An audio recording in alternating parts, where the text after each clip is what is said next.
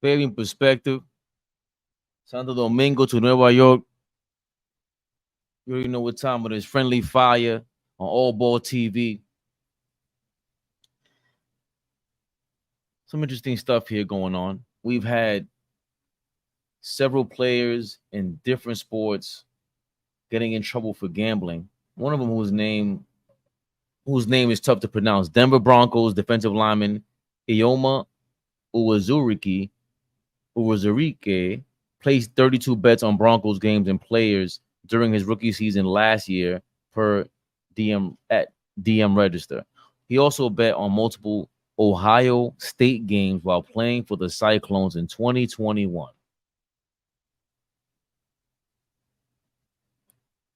Now, this is that bit of information is vital because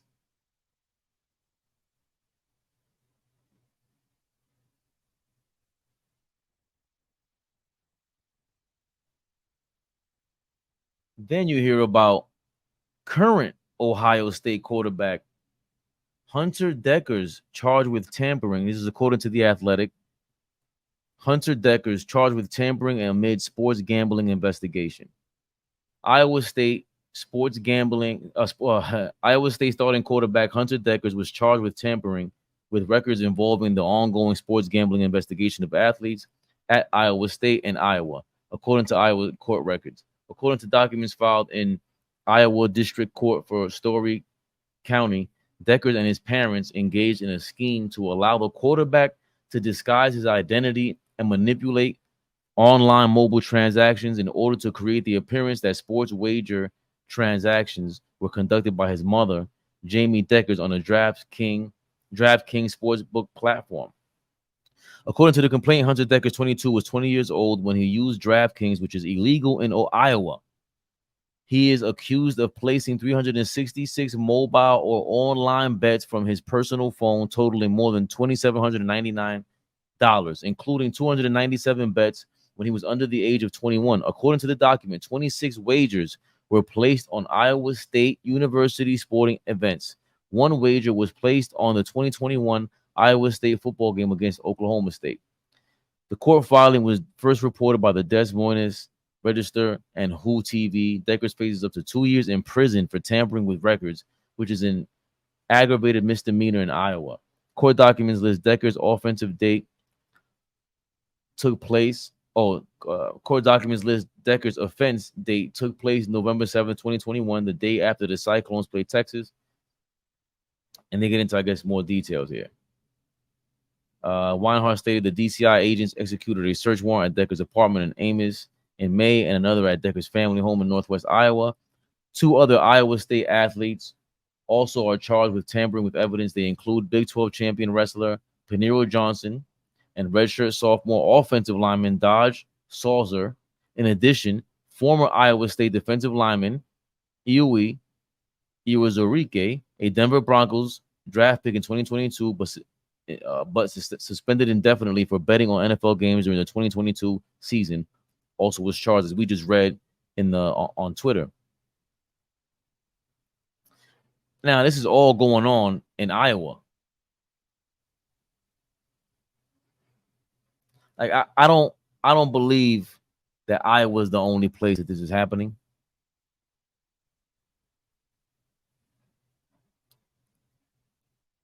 It's just amazing that after Pete Rose, that all this is taking place.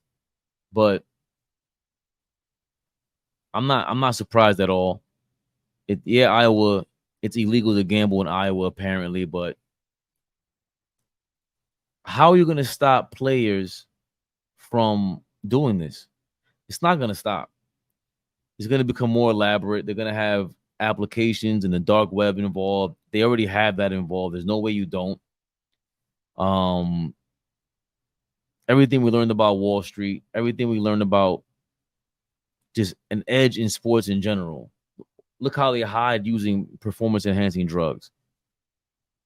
Another big reason why athletes might be able or are incentivized to gamble is the same reason they have these incentives in their contracts, which is what everyone's trying to attack now with load management and stuff like that. And speaking of load management, why wouldn't these players use load management as an excuse while they're betting on some of these games? All you have to do is tell somebody, I'm not playing today. If Kawhi Leonard is rumored that he was supposed to play, he was playing in the first half of an NBA game last season. It's reported Ty Lue was peeved with him because he didn't play in the second half. What if it comes out that like Kawhi Leonard has the biggest gambling ring of all time? I hate to speculate, but how doesn't that sound possible? Right? All he has to do is send a text message to someone. Yo,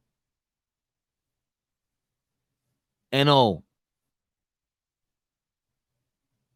Not official, or not, not ND, not dressing, or salad dressing. Come on, this is so easy to get away with. This is very lazy stuff by these Iowa kids, by the way. The mother Deckers, you should be ashamed of yourself. Come on, man. Get it together. The other thing is these guys are incentivized with load management. They're also incentivized with the fact that their contracts are full of stipulations, especially in the NBA. And imagine in football, where the contracts are not guaranteed. This is what you're dealing with, and what they don't want to talk about. And shout out to I forgot his name from ESPN. But I hate when people just try to like be salty with you when as if this is a very gray area. Yes, you're not supposed to gamble, but I'm gambling on everything else on my contract when I play football. That is a total gamble, it feels like, because I can have a great season and still not get paid, no matter what position. I mean, the quarterback and left tackles, they're gonna get paid. But if you're a running back, why wouldn't you be thinking about learning how to really gamble? All the player prop bets, it's so easy to make the money. Right? The non-guaranteed contract is one thing. Then you have incentives in the contract that, I might go for an extra yard or two.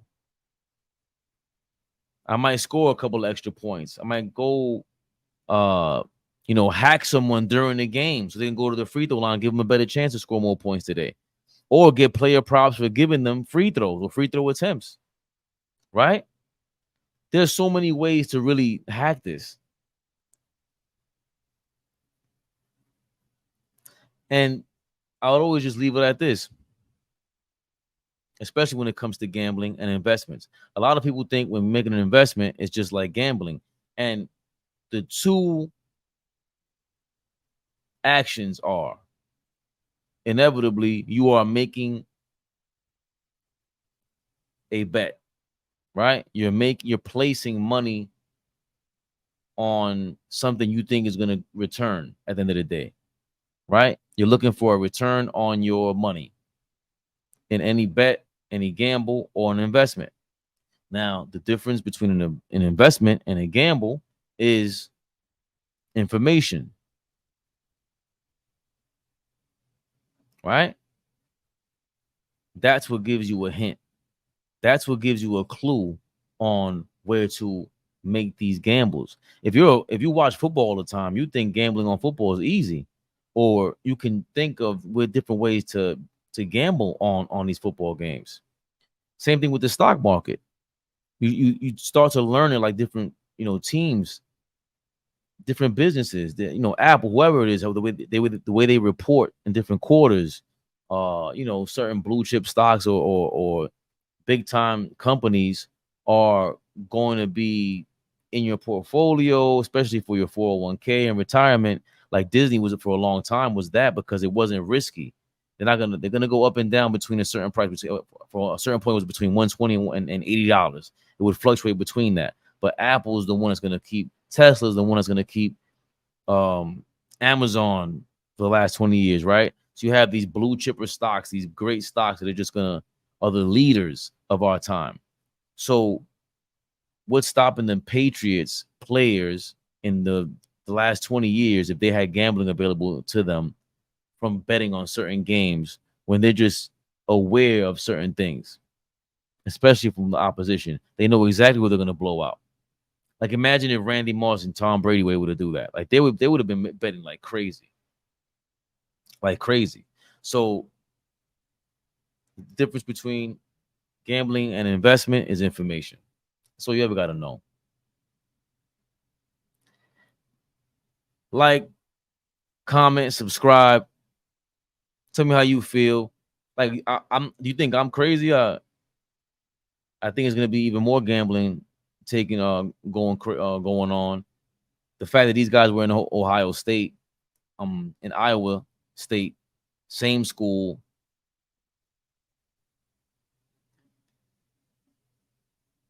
I could imagine it being an Iowa State dark web scandal popping up next. And the way that happens, these guys are gonna start talking. Why wouldn't they? Favorite perspective, friendly fire,